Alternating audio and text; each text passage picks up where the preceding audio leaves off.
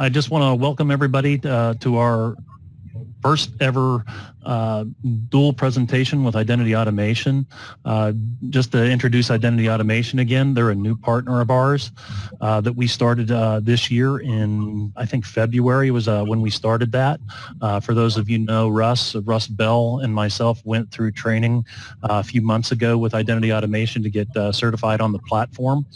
And so far, Russ has already started his first project, and we've got another one starting in a couple weeks for Identity Automation on some provisioning stuff for some current education customers. I know that most of everybody that's on here is an education customer, and so I just wanted to take a minute to talk a little bit about Identity Automation. I've known Identity Automation since my BrainShare days, probably our first BrainShare at Concensus when Bill Gooseman and I were out there. 2006, I believe. We were right next to the Identity Automation booth with Troy Moreland there, who's one of the founders of the company. So I've known these guys for a very long time. They've been in our world dealing with identity management. Troy used to do work with Novell as well. So we go back a long ways. But over the years, Identity Automation has developed their own product, but they've also been done really well in the education space. So we're going to talk a little bit about that. So I want to introduce Tim Till, who is with Identity Automation. And Tim, I'll let you just tell us a little bit about how long you've been with Identity Automation and explain your role to the group. Yeah, absolutely. I appreciate that, Don. So I've been with Identity Automation since late 2007. My role when I started with the company was pretty much to, fulfill the sales need for a small organization. Since that time, we put out our product set in late 2009, early 2010, and I've pretty much led our focus in just kind of the broad space of public sector. But I would say that in our public sector space, when it comes to identity and access management, it is higher ed and K-12 is the bulk of our customer base. And so, since we do obviously have those education customers on the phone, can you explain to our group why you've been really successful in that space over the years? Yeah, absolutely. So, I think it comes down to a couple of things. Number one, the challenges in higher education and K-12 are, when it comes to an identity management use case, are fairly unique compared to what's common in the marketplace. So when you look at where these identity management solutions originated from, they were primarily used as a lever to kind of help pass a compliance audit, right? So if you have a policy and you have a process to automate that policy, you increase your level of assurance when it comes to an audit. The byproduct of that is the automation, right? So automation is not truly the main thrust of an identity management solution. It's sort of just an afterthought that comes with compliance assurance. So our approach has been, and what we see in higher education and K-12, is that those environments have a very high volume of users, and those users typically carry multiple affiliations. And lastly, those users are what you would consider to be transient in the enterprise, meaning, in K-12, for example, teachers are members of multiple, they may be teaching at different campuses and multiple course assignments. They move throughout the year. Students, all of your student populations in the K-12 world matriculate through, so you have people, everybody's changing grade levels, which modifies group access, right? So the automation was the primary driver, and compliance is sort of the cherry on top in the education world. I think, one thing I'll add to that before we get into the products is I think that, Identity Automation has had some of the similar stories that I've been using since my Novell days when it comes to automating that entire life cycle of a student. In the K-12 environment, we're very used to students coming in and, progressing through the grades and then graduating in that. But in higher ed, once you become a student with a university, you're there basically for life. You're going to transition through. You may become a staff member. You could become a professor, come back. You could take a continuing education class. And I think Identity Automation does a really good job of maintaining that life cycle all the way through. I think, when you start to take a look at things like OneLogin and some other competitors that are out there in the space, what we find, and especially we'll probably talk about whether we can how we host Identity Automation in the cloud or on-prem, but something like OneLogin, they're really good at doing single sign-on, and they'll make provision an account, but they're not going to put them in the right groups. They're not going to matriculate them through the system. They're kind of that single sign-on where they just create a stub account out in another system just so to facilitate the single sign-on. But identity automation is one of the better ones out there, and they're up there in Gartner now, getting up close to the Magic Quadrant. But they've understood that we need to maintain the life cycle all the way through when somebody comes into the organization and by the time that they leave, that we need to maintain that access, update that access. And I think that's a really big differentiator between our corporate customers and our education customers. But I'd like to take this time right now to just turn it over to Tim and let him go through the product portfolio.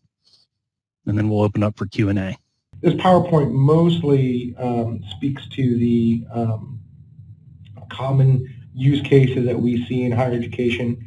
So as we look at these, every customer has a different priority and a different need. But at the end of the day, it kind of always is going to have that same foundational use case of managing the life cycle of that identity as it moves to the organization. And everything sort of hinges off of that. So you'll see, we are a platform approach to identity lifecycle management.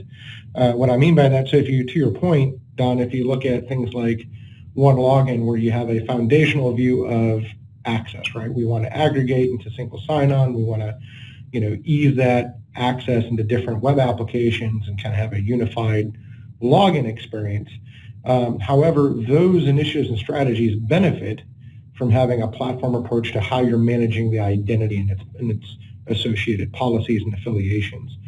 If you're trying to do a single sign-on strategy, without having that identity management foundation, you're going to find that every single application is going to have its own exceptions that you're going to have to manage in a one-off way as opposed to having a strategic, complete approach to the access management.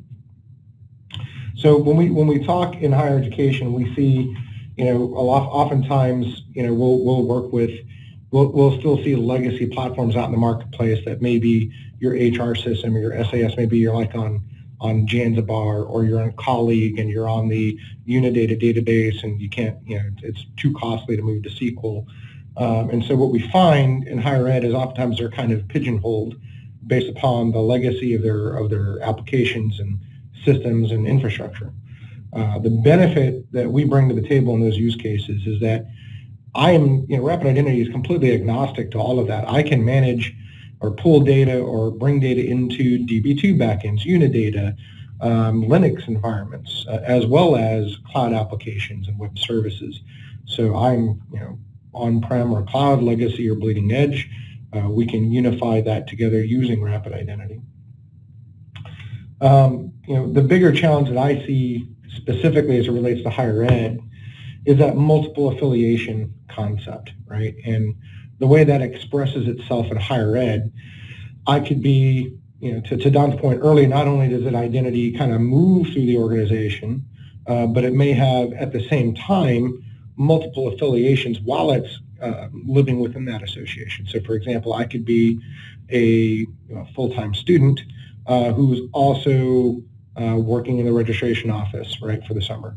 I could be a continuing education student who's also an adjunct professor. I could be an alumni, right, who's also there on a contract basis. So these affiliations of an identity are varied, and oftentimes we'll see, well, we just create multiple accounts for these identities, right? So we want to take an entific approach, meaning, you, the identity, that is an entity, and that entity has entitlements that are associated to them, and those associations and entitlements are based upon their affiliations that they hold with the enterprise. Now, in a standard higher ed use case, that can be complex enough, but then, we've done work recently with multi-institutional organizations where not only do I have an affiliation, multiple affiliations within the context of this university, but maybe I'm in a university system and they have central services, and I could have multiple affiliations within different institutions all consuming a central service, right? So the complexity can go up, right? So when we work with places like that are college systems, that gets a little bit more interesting. And we're doing a fairly large proofing exercise right now with an entire country and every higher ed organization within that country all having a single identity. And so the data modeling that goes along with that, you need a solution that's going to be flexible with that to be able to handle and manage multiple affiliations with an identity and keep that to be a single identity so that user's not juggling between multiple accounts. So with that, rather than bore you with a ton of PowerPoint, I'm going to move straight into the solution, and we're going to do some demonstration examples here. So what you're seeing on my screen is actually our production environment of Rapid Identity. And here you can see, the end user is presented with, an aggregated view of applications. So Rapid Identity has multiple components. So just to kind of take you through those, what's readily apparent on the screen here is the single sign-on component. So for us, single sign-on is delivered for our customers in a few ways.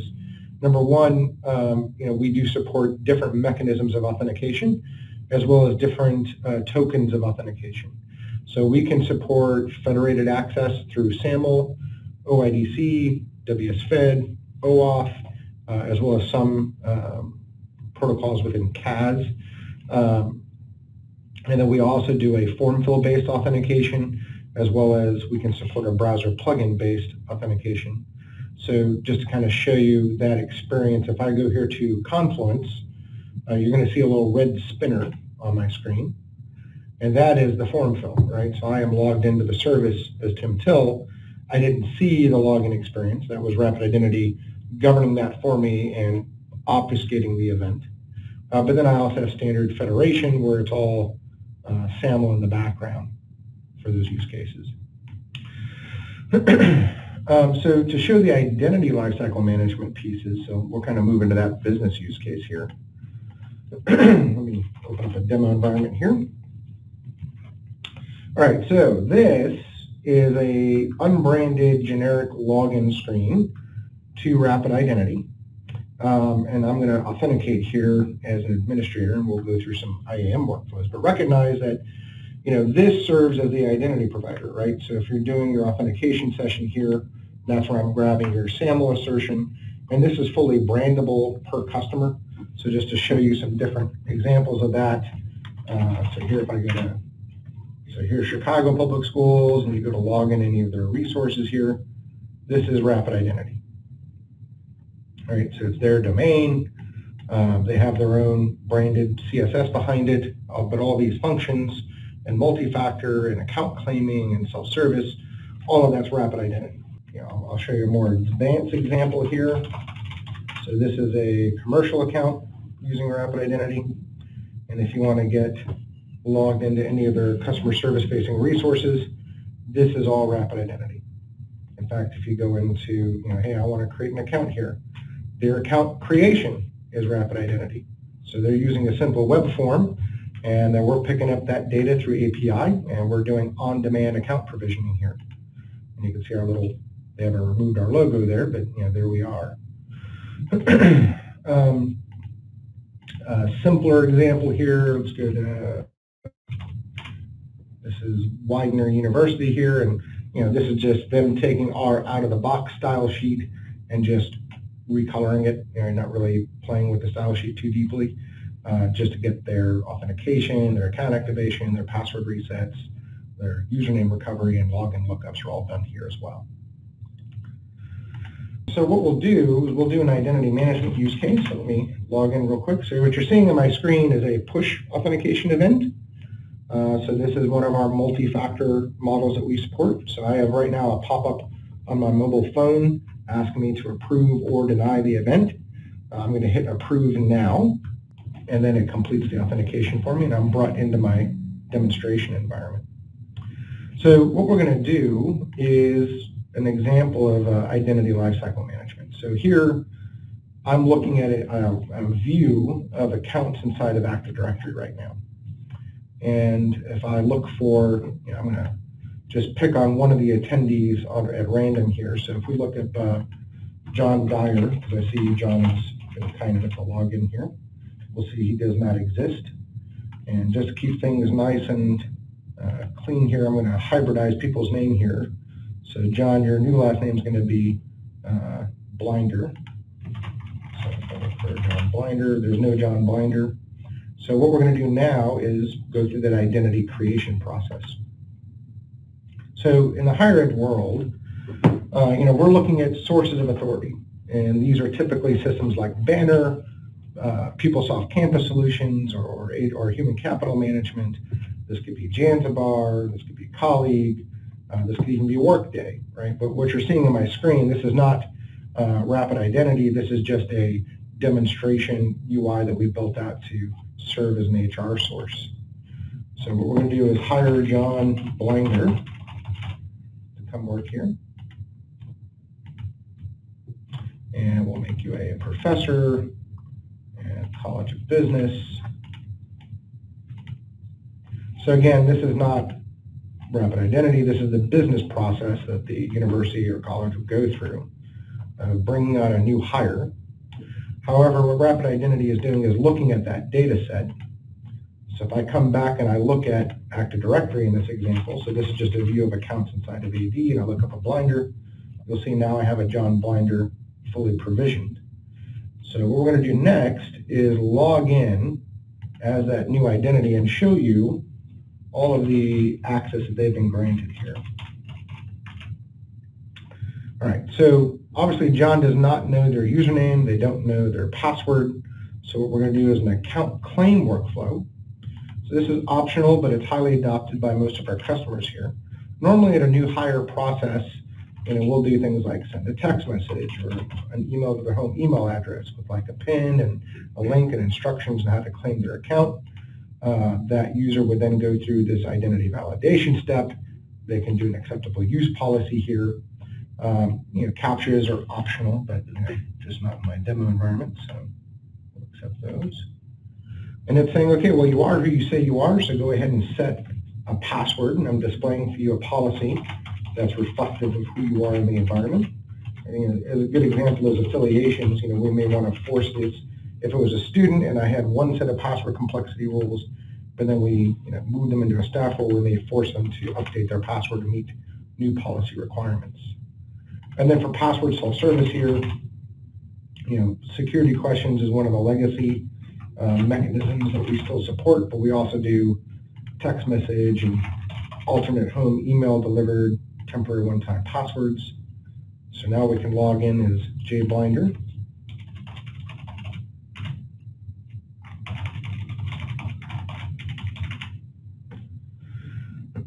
So now you're brought into our legacy look and feel, right? So our customers, we have a brand new UI. I think if you've been following our press releases, you've seen that.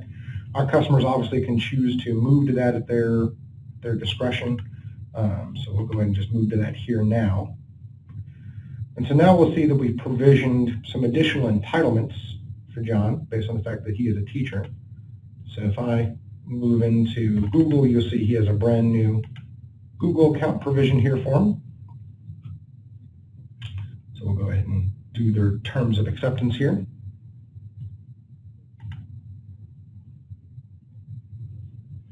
By the way, I'm looking here at some of the questions that just popped up, and I apologize I wasn't looking at those before. So we provide our own multi-factor. However, we do also support governing through APIs, so we've done this with Duo is fairly common in higher ed. So we do support integration in our IDP with a third party, but the only one we've tested that with so far is Duo. All right, so you'll see John has his brand new clean Gmail account here, and probably the cleanest inbox John's had in his career. We'll also go into Office here just to show that, and you'll see that he's been provisioned. We've also applied a license key for them based on who they are, so I can be prejudicial with what license files go with which kinds of identities. All right. So that was an identity create. Then we'll move a little bit, because we only got a few minutes left. I do want to show a little bit about contingent account creation, and I want to show a little bit about some access governance. So contingent accounts, so today at your organization, You probably have special contracts people, vendors, maybe you're a research university and you have external people that need access to internal resources.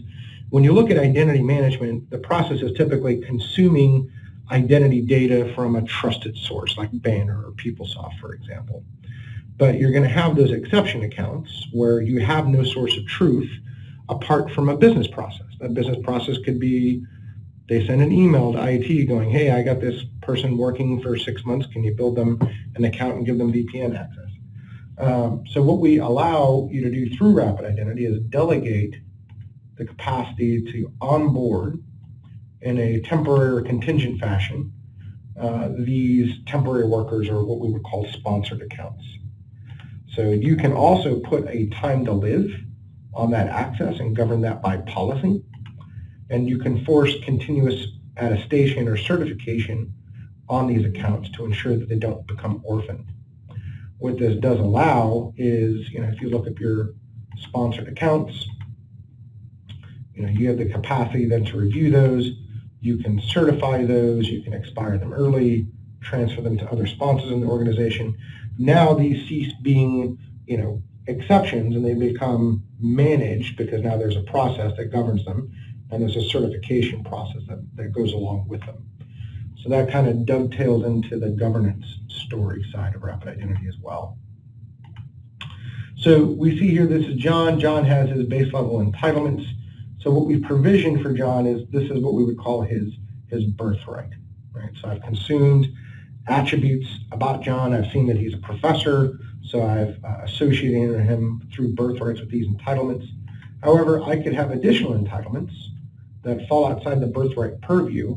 However, I want to present to John potentially the capacity to self-request additional entitlements. And these exceptions can then themselves go through workflows. They can have approval chains, and they themselves can also have attestation in campaign-based certification or ad hoc certification. So each one of these entitlements can be given a time to live. So I just requested, I believe it was Jira. If I go into his dashboard, you'll see Jira is now an application deployed for them. And if I go back to his entitlements here, you'll see Jira is a new entitlement grant.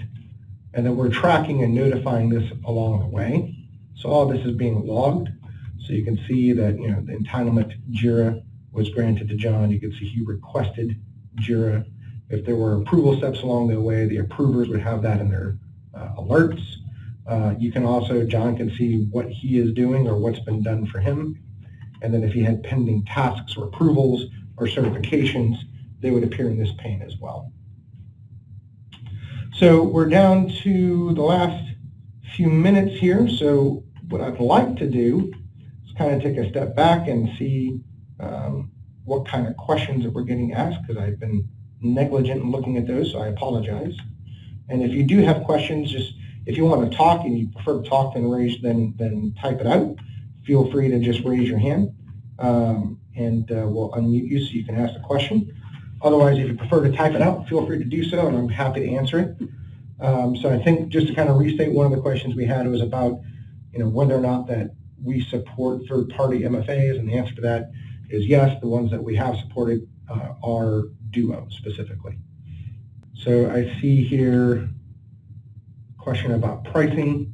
So when it comes to pricing of the software solution, we typically price this for higher ed, and kind of it used to be unique. It may not be unique anymore, but we base it off of full-time employees. We do not have a licensing charge for like managed objects or students or alumni or disabled or temp accounts. It is a flat cost based off the number of full-time employees, which typically that quantity doesn't spike as much as everything else. We're not doing audits every year and taking a look at all the disabled accounts and doing a percentage charge on those or anything like that. So it is strictly based off of full-time employees in higher ed. I'll just add on to that too. That one of the things that I really like about identity automation over our NetIQ brethren that are here, they include all the connectors that you have for your applications. So they have a similar set, and in some cases, I think more connectors to different systems than we do in the NetIQ world. So there is no extra charge for Banner or Google or limited text, etc. When you buy the Rapid Identity product, you do get all the connectors that they have developed in there. They have specific connectors as well as tool-based ones like web services type connector, limited text, and things like that. So I'll just add that on there too. That's one thing that we really like. Yeah, and that dovetails to one of the other questions we have here, which is what type of tools do you use for bulk user creation in it? So when it comes to getting bulk changes, I'm pulling changes either through one of 4 or 5 mechanisms. It really depends on the source of changes that I'm getting. So for example, when we work with the state of North Carolina, we are doing identity management for every student and administrator and faculty in the state of North Carolina in K-12. And that's done through a file, right? So we're given a file with millions of records. And we're comparing that to the target. And we're processing those changes in flight every day. So we can support massive flat file imports. We can do it through, oftentimes if we have access to the database and the customer has created a view, then Rapid Identity would require an account with read access to that view, and then I would just execute my queries against that view to look for change events or to just do a bulk compare. Additionally, we do support API integration, so if the platform has support for RESTful or SOAP, then we have the ability to grab data that way. Then we also have an LDAP and an Active Directory adapter, so I can process changes out of eDirectory, OpenLDAP, Open Directory, or Active Directory, and either manage those targets or consume data from them as a source. All of our integration methods for account creation and management are bidirectional, or they can be, I go from flat file to LDAP or LDAP to web service without restriction. Okay, I think that's it for the typed out questions. I don't see any questions in the panel, and I don't believe I see anybody raising their hands. So I know we're at the time, so I just want to take time out to, we're really excited to work with Concensus. I mean, for us, the best success customers have with an identity management implementation goes beyond good engineering, right? Great engineering is part of it. The other part is subject matter expertise, not just in an identity practice, but in your business practice. And that's what's exciting about working with Concensus, is they really bring both of those worlds together, which means we have full confidence as they're working with our customers, they're going to achieve a very high level of success. So we're very excited to be working with them. And I'll follow up with that and just say, yes, we're also excited as this partnership's already starting to snowball. We're working with everybody. We know the budget cycle, and Jamie will obviously be reaching out to everybody if you want to get another demo. You want to start taking a look at budget pricing for next year. I don't know if there's any Concensus Connect customers. If you've seen our information that it's out there, this is obviously one of the options as we sunset the Concensus Connect appliance. So there are only about 4 or 5 customers left on that. So if you're not sure if you have it or not, just let Jamie or I know, and we'll get back to you. But Jamie will be reaching out just to see if there's any additional questions or you want a little bit more in-depth review. We'll be happy to facilitate that conversation and get things moving. Perfect. And I'll tee it off with one last thing. Phil Sloat had a question here about how complicated is it to create an entitlement for something like, say, Google or Active Directory. So we have pre-built templates for those business workflows that are built with an abstraction layer. So, I mean, if you're trained up on the tool and you're self-doing it and you're using the template, it's typically about a day of building it, a day of testing it, and a day of deploying it. And this makes the assumption that you know everything about your business and know everything you want to get out of that workflow. But your more common integrations are all pre-built for things like Google, Office, Active Directory, eDirectory, database sources, file sources.